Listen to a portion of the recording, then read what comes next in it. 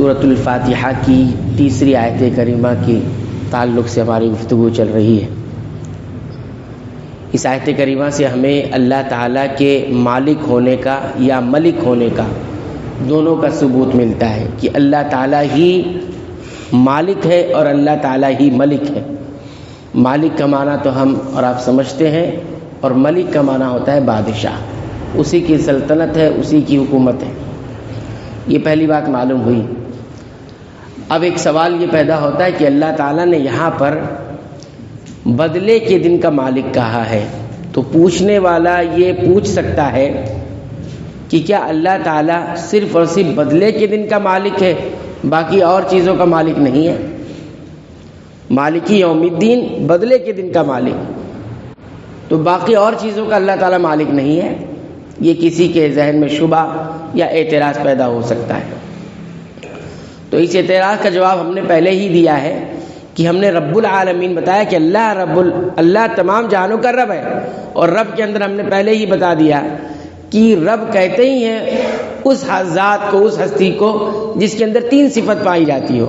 Number ایک مالک ہونا، خالق ہونا، نمبر دو مالک ہونا، اور نمبر تین اس کو چلانا۔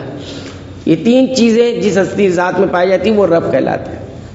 لیکن یہاں پر اللہ تعالیٰ نے یہ کہا کہ بدلے کے دن کا مالک ہے، تو معنی اس کا یہ ہے کہ مالک تو تمام چیزوں کا وہ ہے، اللہ کے علاوہ جتنی چیزیں ہیں سب کا مالک اور ملک ہے، لیکن اس کی ملکیت اور اس کی بادشاہت جزا والے دن، جزا اور سزا والے دن ظاہر ہو کر آ جائے گی۔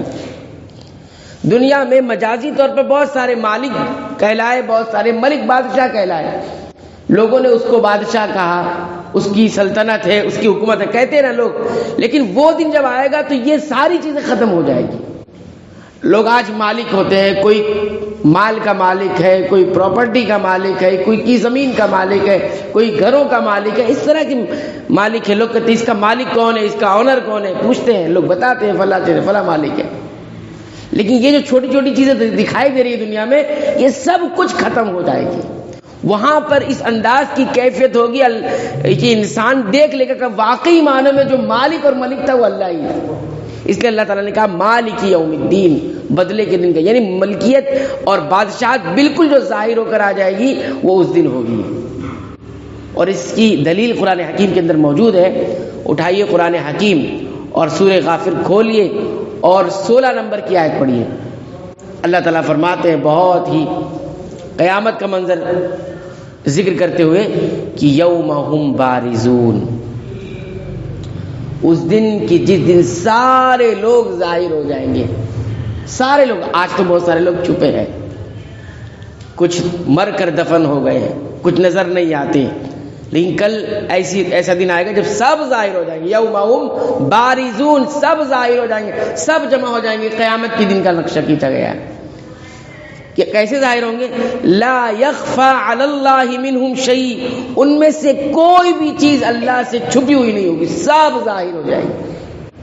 اب جو مالک اور بادشاہ ہوتا ہے اس کے سامنے سب ظاہر ہو جاتے ہیں، سب کو جمع کر دیا جاتا ہے، سب کو لا کر کھڑا کر دیا جاتا ہے۔ اب مقدمہ چلتا ہے تو سب کو سامنے لانا ہے نا، کوئی غیر حاضر نہیں ہوگا، سب ظاہر رہیں گے۔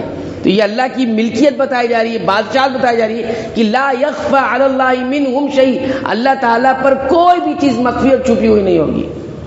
کیا ہوگا؟ اللہ تعالیٰ فرمائے گا لمن الملک اليوم، بتائیے آج کے دن کون بادشاہ ہے؟ لمن الملک اليوم، کس کی بادشاہت ہے آج؟ تو اس انسانوں میں سب تو ہوں گے نا، ایسے بھی ہوں گے جو بادشاہ بنے رہے، ایسے بھی ہوں گے جو مالک بنے، زندگی بھر اپنے آپ کو مالک ہی سمجھتے رہے، زندگی بھر اپنے آپ کو بادشاہ ہی سمجھتے رہے۔ وہ بادشاہ بھی موجود ہوں گے کہ جن کی قومیں، جن کے ماننے والوں نے کہا کہ ان کے علاوہ کوئی بادشاہ ہی نہیں ہے، یہی ہمارے بادشاہ ہے۔ بسا اوقات ہم پڑھتے ہیں تاریخ میں کہ تاریخ میں ایسے بادشاہ بھی گزرے کہ جن کے ماننے والے، جن کے درباری، جن کی قوم، جن کی رعایا یہی سمجھتے رہے کہ یہی ہمارے خدا ہے، بلکہ نیم خدائی کا ان کو درجہ دیتے رہے۔ وہ سب ہوں گے۔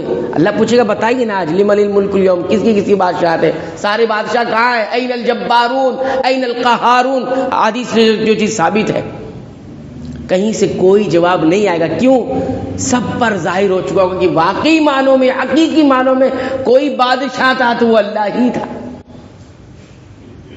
یعنی جس کو ہم نہیں مانا کرتے تھے۔ تو اللہ تعالیٰ خود ہی جواب دیں گے للہ الواحد القہار۔ قرآن کے الفاظ کے اندر بھی کیا تاثیر موجود ہے؟ للہ الواحد القہار، آج بادشاہت للہ اللہ ہی کے لیے ہے، الواحد جو ایک ہی ہے، القہار جو غلبے والا ہے، زبردست ہے۔ تو آج انسان اس کے غلبے کو، قہاریت کو نہیں سمجھ رہا ہے نا، اور نہ اس پر ایمان رکھ رہا ہے، لیکن کل ایسا وقت آ جائے گا جس کو یوم الدین کہا گیا، جزا کے دن کی ساری چیزیں ظاہر ہو جائیں گی، کیونکہ وہ حقیقت ہے۔ وہاں تو امتحان نہیں لینا ہے، وہاں تو حساب دینا ہے، یہاں چونکہ امتحان دینا ہے، اس لیے اللہ نے اپنی ملکیت کو واضح اور ظاہر نہیں کیا ہے۔ لوگ مجازی طور پر مالک بھی بن جاتے ہیں، بادشاہ بھی بن جاتے ہیں، اور حدیث میں اس مفہوم کو اس طرح سے ادا کیا گیا ہے کہ قیامت والے دن جب سب ظاہر ہو جائیں گے تو اللہ تعالیٰ اپنی مٹھی میں ساری زمین کو لے لے گا، اپنے ہاتھوں میں آسمان کو لپیٹ لے گا، اور اس کے بعد پوچھے گا لمن الملک اليوم، کس کی بادشاہت ہے آج بتاؤ؟ بڑے بڑے بادشاہ موجود ہوں گے، آدھی آدھی دنیا پر حکومت کرنے والے، مخلوقات پر ظلم کرنے والے، مخلوقات کے دل کے اندر جگہ بنانے والے، ایسے سب بادشاہ موجود ہوں گے۔ کہیں سے کوئی جواب نہیں آئے گا، کہیں سے کوئی جواب نہیں آئے گا۔ یہ جواب کیوں نہیں آ رہا ہے؟ مالک یوم الدین، جی کی ملکیت ظاہر اللہ کی، اللہ کی بادشاہت اور قہاریت بالکل کھل کر واضح رہے گی، کیونکہ اللہ تعالیٰ سب دکھا دے گا۔ تو پھر اللہ تعالیٰ خود کہے گا للہ الواحد القہار، بادشاہت اللہ ہی کی ہے، الواحد جو ایک ہی ہے، القہار بہت زبردست ہے، بہت غلبے اور طاقت والا ہے۔ تو یہی اس کا جواب ہے۔